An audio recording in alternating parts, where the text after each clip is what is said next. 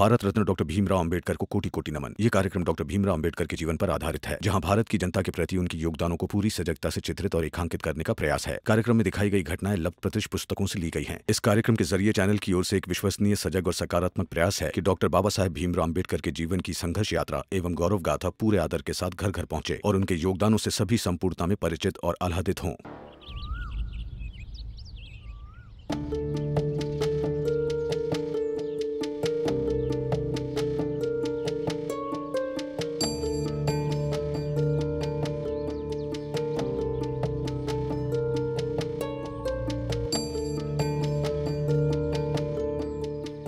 बाबा को देख कर आता हूं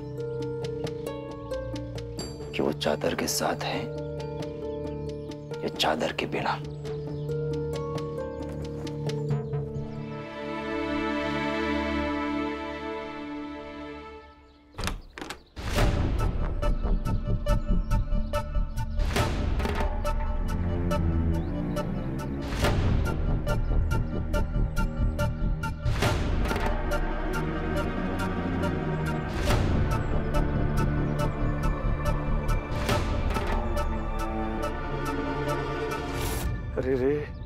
अरे शिशुपाल, आजा आजा आजा।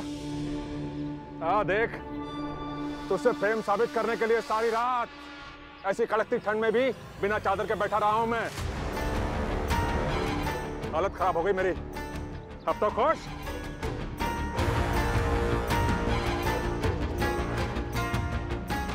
सुन, अब दोबारा मत बोलना मुझे ये प्रेम साबित करने के लिए। और तू हार गई ना? हाँ? बोल रही थी साबित करके दिखाइए, ठंड में रह के दिखाइए। देख, मैंने साबित कर दिया कि बेटे के लिए मैं किसी भी हद तक जा सकता हूँ। लीजिए, चाय पीजिए।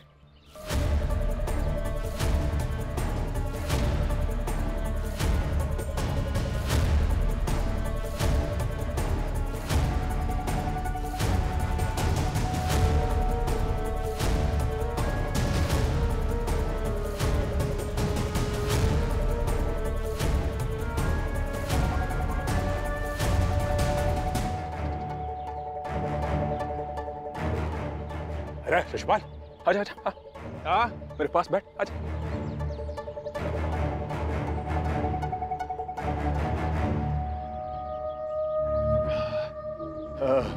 अच्छा लग रहा मुझे कि मैं तुझसे कितना प्रेम करता हूँ, ये मैंने साबित करके दिखा दिया। अच्छा लग रहा है।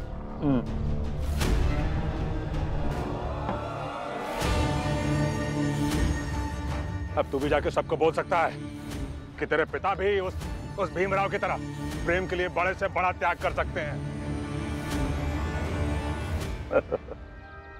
अच्छा लग रहा है मुझे, अच्छा लग रहा है। भीमराव, सही कहते हो आप कि लड़ाई के बीच में भी जिससे लड़ रहे हो उसके साथ मानवता से पेश आया जाए तो दिल को बहुत सुकून मिलता है। भीमराव, आप अद्भुत हो, अद्भुत।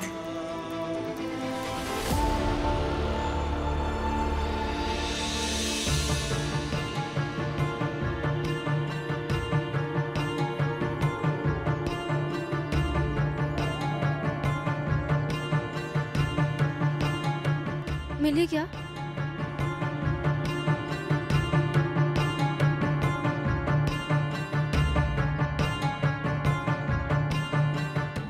भीम,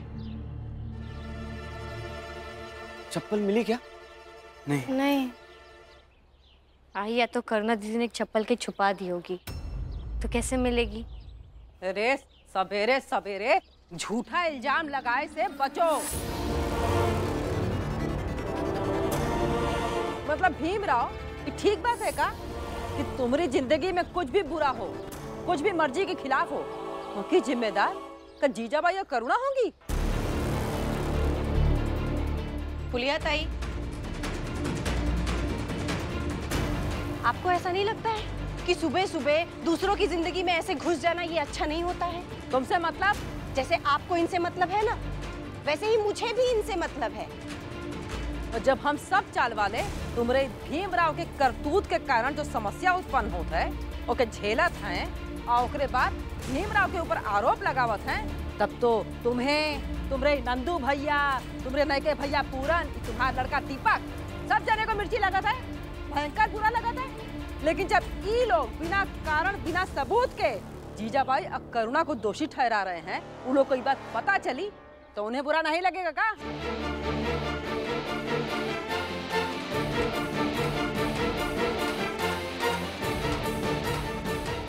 आ जाओ सब, चाय बन गई है। देखो देखो सब जने, बेचारी करुणा इतना ये सब लड़ाई झगड़ा, इस तमाशाबाजी के बावजूद तुम लोग को चाय पिए खातिर बुला रही है। और एक तरफ तुम सब जने हो जो के अपराधी बनाए पे तुले हुए हो। रमा, तुम तो बहुत उदार होए का नाटक करती हो। अपने पति के साथ ऐसी झूठी साजिश में शामिल होते हुए तुम्हें तनिको शर्म नहीं आई? बोलेगा कि बस कीजिए।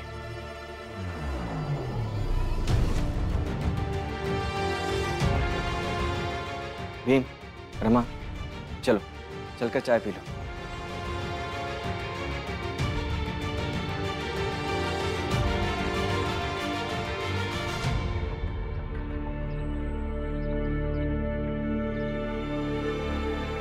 आई पहले फुलिया काकी भीम भैया के पक्ष में थी, फिर विरोधी हो गई। दीपक, उनका विरोध या समर्थन परिस्थिति के साथ पैदा होने वाला होता है। समाज में ऐसे बहुत से लोग होते हैं जो अपने लाभ और हानि के हिसाब से किसी को सही और गलत मानते हैं। फुलिया उन्हीं में से। ये लो, बाहर गया था, मैंने खाया तो सोचा तुम दोनों के लिए लेते चलो। मगर हमारे लिए क्यों लेकर आए? भाई हूँ, इतना हक तो बनता है ना। जाओ थोड़ा प्लेट में निकाल के ले आओ।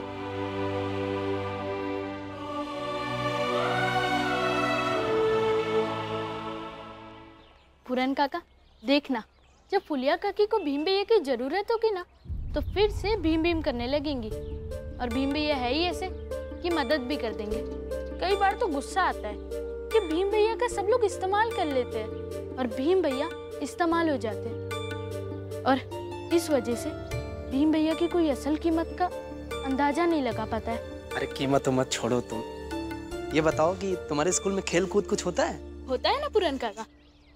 भैया, रमा की चप्पल अभी तक मिल नहीं रही है।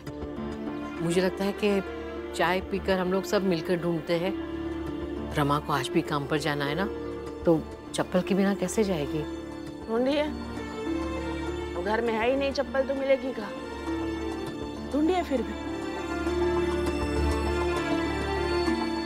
लक्ष्मी दीदी, मेरी साड़ी नहीं मिल रही है। बाहर से कपड़े आपने निकाले थे ना, गलती से कहीं रखी है क्या आपने? हाँ, मैंने शायद अलमारी में रख दी है। रुको तो मैं देती। नहीं, आप बैठिए, मैं देखती हूँ।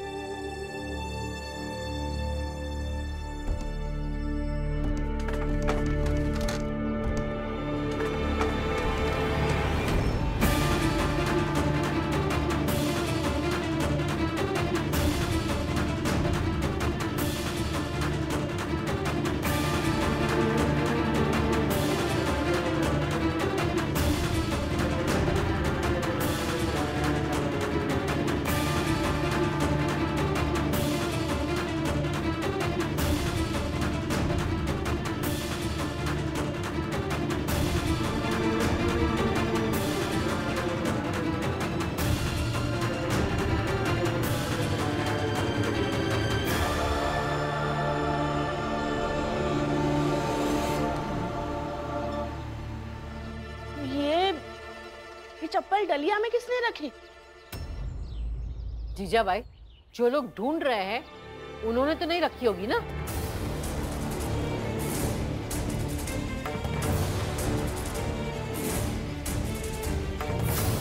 अब सवाल ये बचा ही नहीं है कि चप्पल यहाँ किसने रखी है। अब सवाल ये है कि चप्पल करुणा दीदी ने छुपाई है या ये आपने छुपाई है? हमें नहीं पता कुछ। करुणा, इस घर में कौन और क्यों करता है मुझे सब पता। जाने दीजिए, शांत हो जाइए। चलिए, मिल गई ना चप्पल। इसे मेरी चप्पल छुपा देने से मेरा सफर रुक नहीं जाएगा, और ना ही मेरे पैर घायल होने पर मैं थक कर डर कर बैठ जाऊंगी।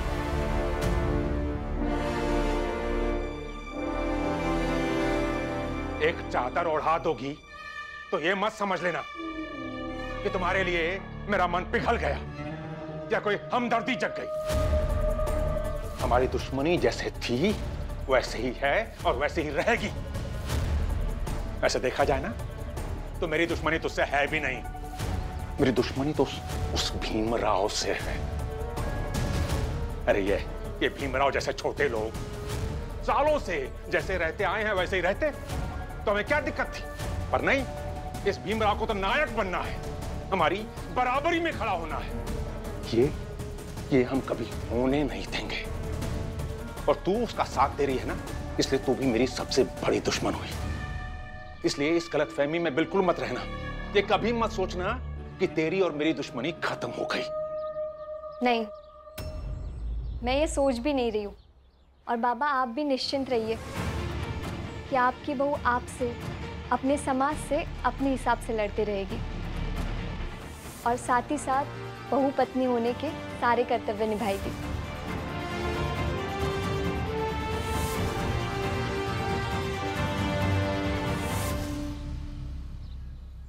रमा, आज तनख्वाह मिलेगी मुझे, तो आते समय तुम्हारे पैरों के लिए दवा लेकर आऊंगा। लेकिन दवा की जरूरत नहीं है, कल रात में अपने तेल लगाया था ना, तो वो काफी है। नहीं, जरूरत है। और हाँ, दवा के साथ साथ कुछ और भी लेके आऊंगा। कुछ और मतलब क्या? जब लाऊंगा तब देख लेना। नहीं, अभी बताइए ना। आप बाद में बताएंगे, फिर मैं दिन भर सोचती रहूंगी कि आप क्या लाएंगे। हाँ, तो सोचती रहो दिन भर। मुझे देर हो रही है, काम पर जाना। भीमराव,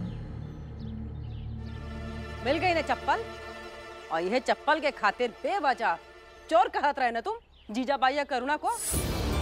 अरे इतना तो सोच लिए होते कि अगर वो दोनों जने चप्पल चुराती तो का यहाँ चाल में छुपाती। इतना तो वो दोनों जने को भी मालूम है कि ओके अगर बाजार में बेच देती तो कम से कम आना डेढ़ आना तो मिल ही जाता है कि नहीं। फुलिया काकी, ये जरूरी नहीं है कि हर चोरी पैसे के लिए ही की जाए। कुछ चोरी इसलिए भी की जाती है ताकि वो किया जा सके जो आप कर रही है। क्या मतलब? क्या कर रहे हैं हम? परेशान कर रहे हैं आप। परेशान? हम परेशान कर रहे हैं इन लोग को? अरे हम क्या परेशान करेंगे इन लोग को? हम तो खुद ही परेशान है इन लोग से। और सब जने जानत है कि चाल में खाली एक ही आदमी है जो सबको परेशान करत है, और वो है ये तुम्हार भीमराव।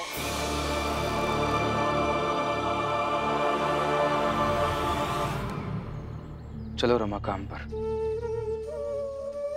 समाज में ऐसे बहुत से लोग होते हैं जो अपने लाभ और हानि के हिसाब से किसी को सही और गलत मानते हैं। फुलिया उन्हीं में से है। चाल में जितने भी लोग हैं, सब लोग बाहर आ जाओ। दीपक, क्या कर रहे हो तुम? भीम भैया, बताता हूँ, रुकिए। भीम भैया जो चीज नहीं कर पाते वो कर रहा हूँ।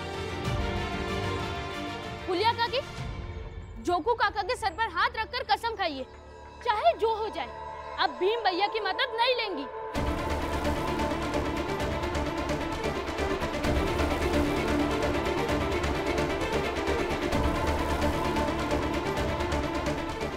ताकि आपको सही सही भीम भैया की कीमत समझ आ सके। खाइए कसम कि आज के बाद आप भीम भैया की मदद कभी भी नहीं लेंगी। दीपक, कैसी बात कर रहे हो तुम? काकी है हमारी, इनसे ऐसी बात मत करो। भीम भैया, आप कभी इन लोगों से कुछ कहते नहीं हो ना, तो सब लोग आपका इस्तेमाल करके आपको छोड़ देते हैं। काम निकल जाता है तो व्यवहार बदल जाते हैं। पहले याचक होते हैं, फिर अपमान करने लगते हैं। इसलिए आज ये कसम खाकर गए, और मैं देखता हूँ इन्हें कैसे जरूरत नहीं पड़ती है आपकी। हाँ, कोई जरूरत नहीं है तुमने भीमराव की। जोकू काका के सर पर हाथ रखकर कसम खाइए, फिर देखता हूँ भीम भैया की जरूरत पड़ेगी या नहीं। हाँ, खाएंगे कसम। हम जोकू के सर पे हाथ रख के कसम खा के कहत है कि हमें भीमराव की जरूरत न कभी पड़ेगी और ना हम उसकी मदद लेंगे, चाहे कुछ भी हो जाए।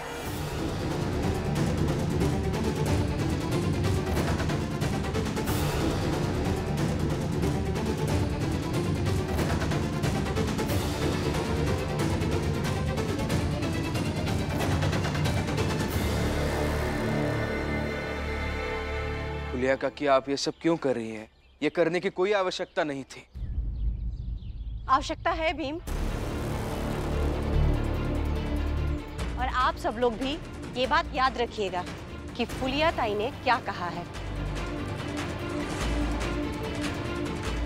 और अब तो मैं बस प्रतीक्षा करूंगी कि फुलिया ताई को भीम की आवश्यकता पड़े, ताकि इन्हें भीम की कीमत सही सही पता चले, और शायद कुछ और लोगों को भी ये समझ आ जाए कि भीमराव बस एक व्यक्ति नहीं है, बल्कि नायक है वो हमारे लिए, साहेब है वो हमारे लिए।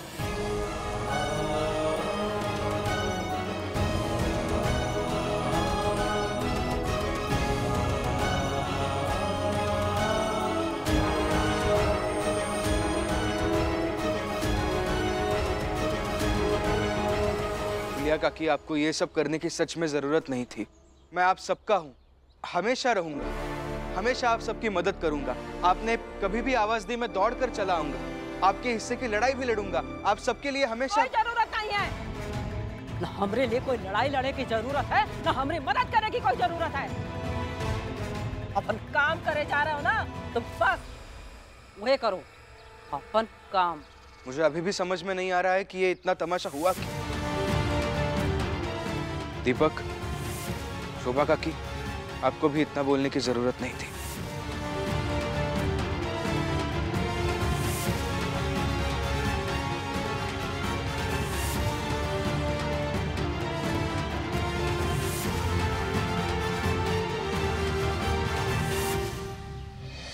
फुलिया ताई, भीम भले ही चला गया है, मगर किसी भी हाल में आप भीम से मदद नहीं मांगेंगे। अरे हाँ, तो कह दिया ना एक बार कि नहीं मांगेगी तो नहीं मांगेगी, बस। अरे भीम की मदद के बिना पूरी दुनिया जी रही है, फुलिया भी जी लेगी।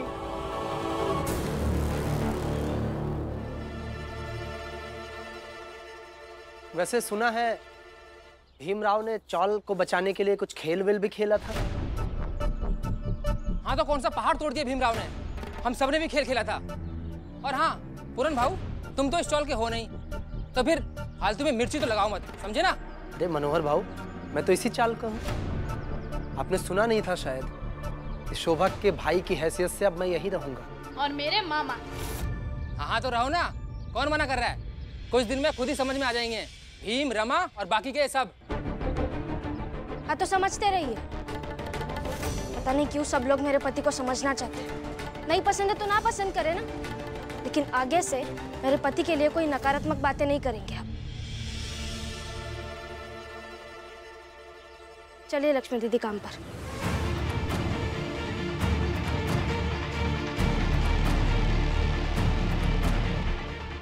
आई, मैं भी चलती हूँ।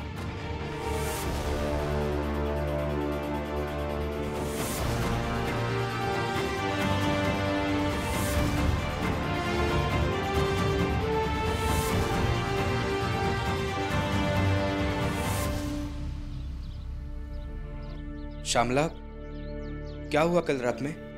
मैं परिणाम जानने के लिए बहुत उत्सुक हूँ, बताओ। मैं हार गई।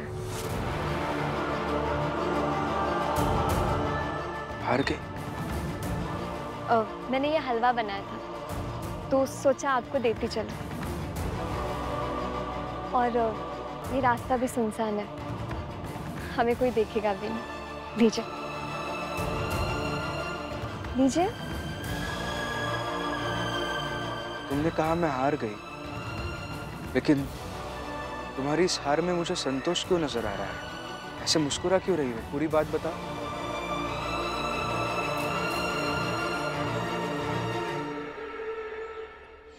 क्योंकि जब मेघनाथ जी ने कहा कि वो शिशुपाल के लिए ठंड में खड़े रह सकते हैं,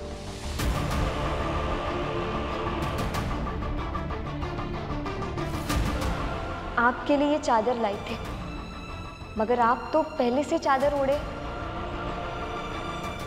तेरे मन में यही चल रहा होगा कि ये सारी बातें जाके शिशुपाल को बता दूंगी। जा बता दे उसे, जा, और उसे जो समझना ना समझे। पर मैं ऐसे ठंड में मरूंगा नहीं। बाबा, मैं उन्हें नहीं बताऊंगी कि आप चादर ओढ़े सोए हैं। बस विनती है आपसे कि सुबह उनके उठने से पहले आप ये चादर हटाकर फेंक दीजिएगा। क्योंकि उन्होंने अगर आपको ऐसे चादर ओढ़े हुए सोते देख लिया ना, तो एक बेटे का विश्वास टूट जाएगा। बधाई हो श्यामला। बहुत कम हार ऐसी होती है जो बधाई के लायक होती है, और तुम्हारी ये हार बधाई के लायक जरूर है। लड़ाई जारी रखो। बिल्कुल भीमराव, लड़ाई कमजोर पड़ने दे नहीं सकती हूँ।